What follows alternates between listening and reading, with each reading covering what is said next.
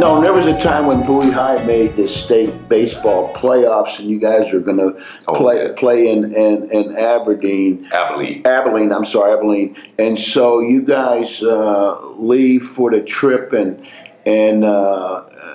this probably had to be one of your first early introductions to true racism. Tell us about what happened when you guys leave to go to the state playoffs. Well, first of all, we're getting ready to go to the playoffs. And I mean, we're happy. I'm the leading. I was baseball, man. When they said you said baseball at Bowie, you opened the dictionary and you saw me. Mm-hmm. You know, I was baseball all the way then. And Nemo Herrera, the same guy. Mm-hmm. I told him when he told me that we were going to go on this trip, but I was going to have to stay across the tracks with this little black family that he's already arranged for her. You know, I'll eat there. Be dropped off there. So I decided, hey, Coach, I ain't going. Mm-hmm. She says, Nolan, I mean, we got to have you. I said, no, I'm not going. She says, well, can I talk to your grandmother? I said, yeah, you can talk to her. So I went home. That next day, Nemo was at the house. Mm-hmm. Before we got ready. That was like, say we're leaving on a Thursday morning. That's like Wednesday, he was there. And he said to me, he says, now, Mr. Richardson, here's the problem. Mm-hmm. I had already told her. She listened to him just as carefully. She said, okay. And she said to me, you're going on the trip. So she said to him, thank you for coming, Coach Nemo. I'll talk to him. He will be there. So now I'm saying, man. So he leaves, and that's when she said to me, let me tell you something. Jackie Robinson did what you do right now. There would be no Negroes in baseball. There would be none. You understand that? And I said, yes, ma'am. Because when she said, so if this man can be humiliated like he was humiliated, and you can't go and stay across the track to probably a better place than where those guys are going to go stay, then you're defeating the purpose of trying to do what he did to open doors for those who come after you. See, and I didn't understand. And she said, your kids will stay in that hotel one day. But if you don't go, we don't know if they'll ever stay there. So I'm saying, my kids, I ain't got no kids, you know. She wasn't talking about my personal kids, all the kids that were African American. Yes. Yeah. So she said, so you go and let the bat do the talking.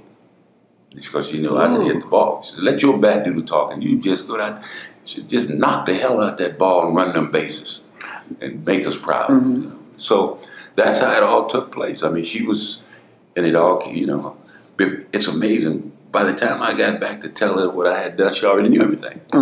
So I know all about you hitting 2 home runs. I know you played, didn't you? I said, yes, ma'am, I did.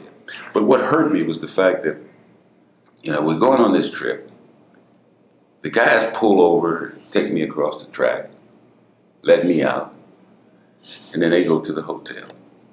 And in the hotel, they had swimming pools. Everybody ate there, the whole 9 yards.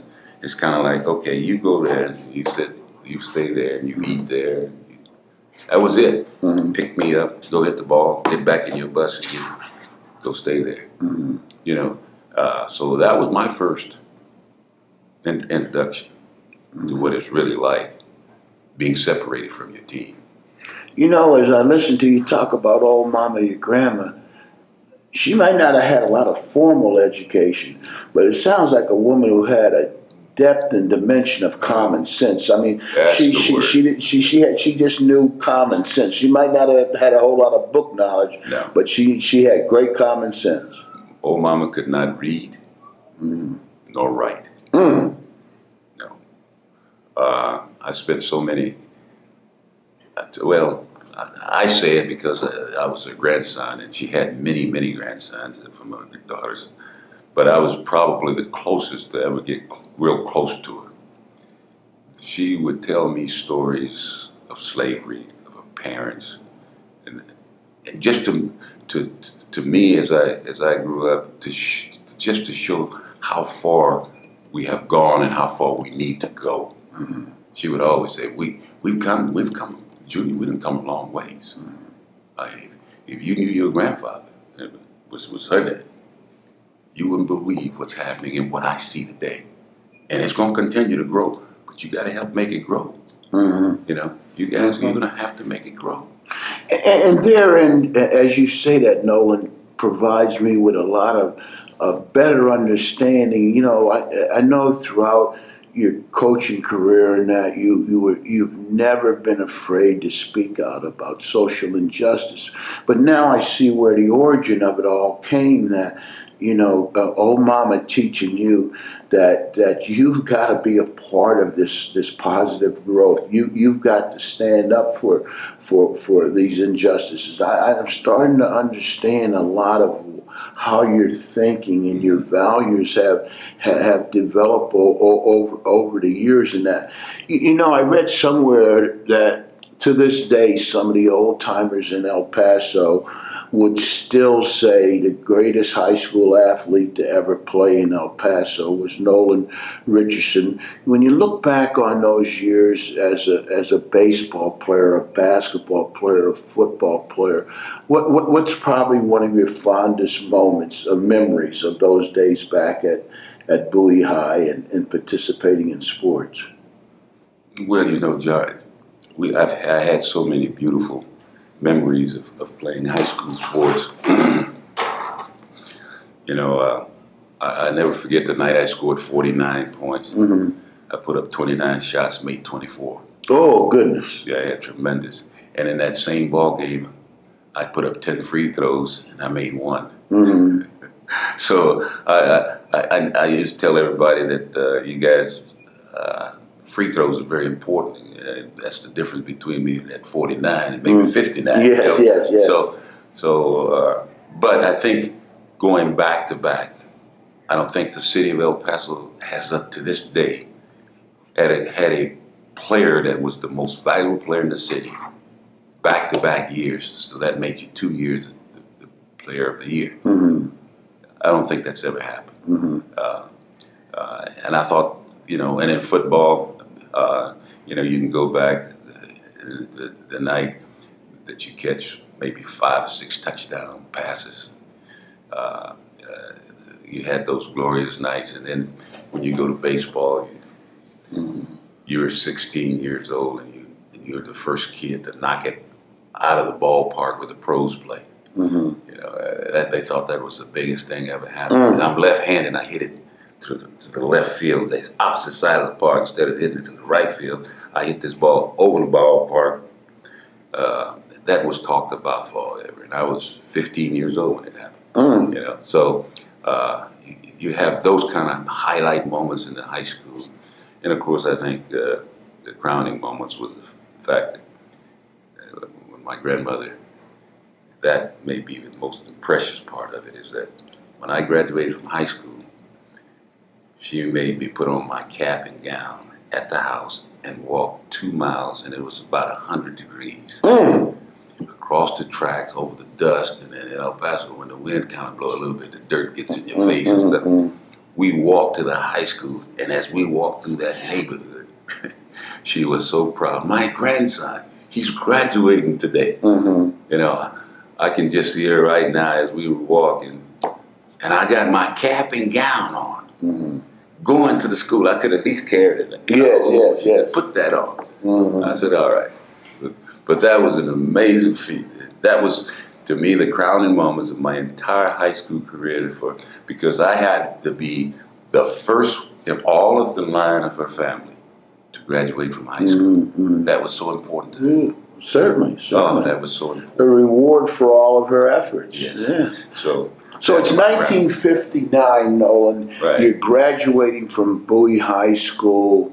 You've had a stellar career. You've got scholarship offers from New Mexico State. You've got them from Arizona, Texas Western. But you make a decision to go to Eastern Arizona Junior College. Kind of walk us through the process that led you to decide to go to Eastern Arizona Junior College as opposed to accepting a 4-year scholarship. Well, the first thing I wanted to do was play baseball. Mm-hmm. That would be my first. I'd have to pick a school that had a baseball program. New Mexico State had one. Texas Western at the time had no baseball. Mm-hmm.